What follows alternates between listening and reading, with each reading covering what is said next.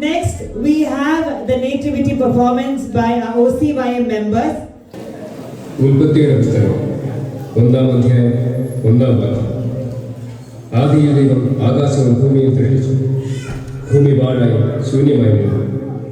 ദൈവത്തിന്റെ ആത്മാവ് വെള്ളത്തിന്മീതെ പരിവർത്തിച്ചുകൊണ്ടിരുന്നു. വെളിച്ചമുണ്ടാകട്ടെ എന്ന് ദൈവം കൽപ്പിച്ചു. വെളിച്ചമുണ്ടായി. വെളിച്ചം നല്ലതെന്ന് ദൈവം കണ്ടു. ദൈവം വെളിച്ചവും ഇരുളും തമ്മിൽ വേർതിരിച്ചു. ദൈവം വെളിച്ചത്തിന് പകലെന്നും ഇരുളിന് രാത്രിയെന്നും പേരിട്ടു. യുഗയുഗാന്തരങ്ങൾ കടന്നുപോയി. മനുഷ്യരോടൊപ്പം അവന്റെ പാപങ്ങളും വളർന്നു. പാപത്തിൽ നിന്നും ലോകത്തെ രക്ഷിക്കാൻ ദൈവം തന്റെ പുത്രനെ ഭൂമിയിലേക്ക് അയച്ചു. തന്റെ ഏകജാതനായ പുത്രനെ നൽകുവാൻ തക്കവണ്ണം ദൈവം ലോകത്തെ സ്നേഹിച്ചു. അഗസ്റ്റസ് സീസറുടെ ഭരണവർഷം ഹെരോദാസ് രാജാവ് യഹൂദി ഭരിക്കുന്ന കാലഘട്ടം. കൃപ ലഭിച്ചവരെ നിനക്ക് വന്ദനം. കർത്താവ് നിന്നോട് കൂടെ.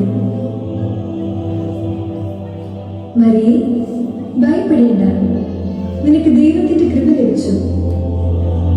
നീ ഗർഭം ധരിച്ച് ഒരു മകനെ പ്രസവിക്കും. അവൻ യേശു എന്ന് പേർ വിളിക്കണം. അവൻ വലിയവനാകും. അത്യുന്നതന്റെ പുത്രൻ എന്ന് വിളിക്കപ്പെടും.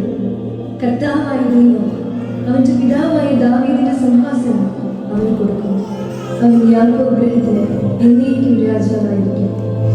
അവന്റെ രാജ്യത്തിന് അവസാനം ഉണ്ടാകുകയില്ല. ഞാൻ പുരുഷനാണെങ്കിൽ ഇതെങ്ങനെ സംഭവിക്കും? പരിശുദ്ധാത്മാവ് നിന്റെ മേൽ വരും. അത്യുന്നതന്റെ ശക്തി നിന്റെ മേൽ നേരിടും. ആകയാൽ ഉത്ഭവിക്കുന്ന വിശുദ്ധ പ്രജ ദൈവപുത്രൻ എന്ന് വിളിക്കപ്പെടും. ഇതാ, ഞാൻ കർത്താവിന്റെ ദാസൻ, നിന്റെ വാക്കുപോലെ എനിക്ക് ഭവിക്കട്ടെ. ദാവീദിന്റെ ഗൃഹത്തിൽ പിറന്ന ദക്ഷനായ യോസഫുമായി മറിയത്തിന് വിവാഹം നിശ്ചയിച്ചു. എന്നാൽ യോസഫ് നീതിമാനായതുകൊണ്ടും അവൾക്ക് ലോകാപവാദം വരുത്തുവാൻ ആഗ്രഹിക്കാത്തതുകൊണ്ടും അവളെ ഗൂഢമായി ഉപേക്ഷിക്കാൻ ഭാവിച്ചു.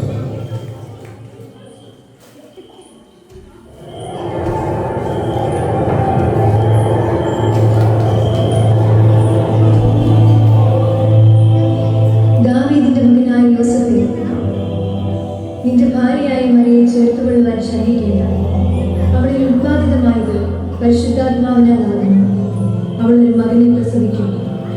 അവൻ തന്റെ ജനത്തെ അവരുടെ പാപങ്ങളിൽ നിന്ന് രക്ഷിക്കാനിരിക്കുന്നുണ്ട്. നീ അവൻ യേശു എന്ന് പേരിടണം.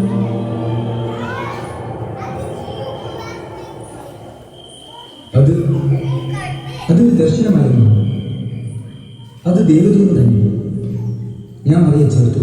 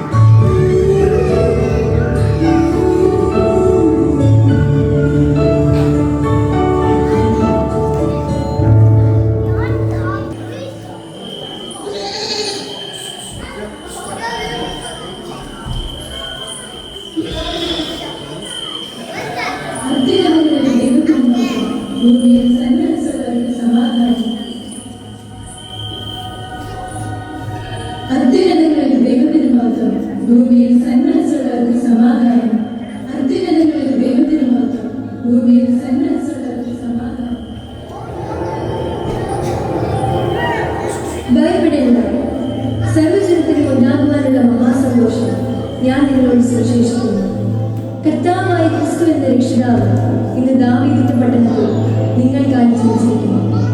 നിങ്ങൾക്കടയാളങ്ങൾ ശീലനെ ചുറ്റി പശുത്തൊട്ടിയിൽ കിടക്കുന്ന ഒരു ശിശുവിനെ നിങ്ങൾ കാണും. അത്യുന്നതങ്ങളിൽ ദൈവത്തിന് മഹത്വം, ഭൂമിയിൽ സന്മനസ്സുള്ളവർക്ക് സമാധാനം. താരകം വഴി നടത്തിയ ഒരു കൂട്ടം വിദ്വാൻമാർ പേർഷ്യയിൽ നിന്നും ബെത്ലഹേം താഴ്വരയിൽ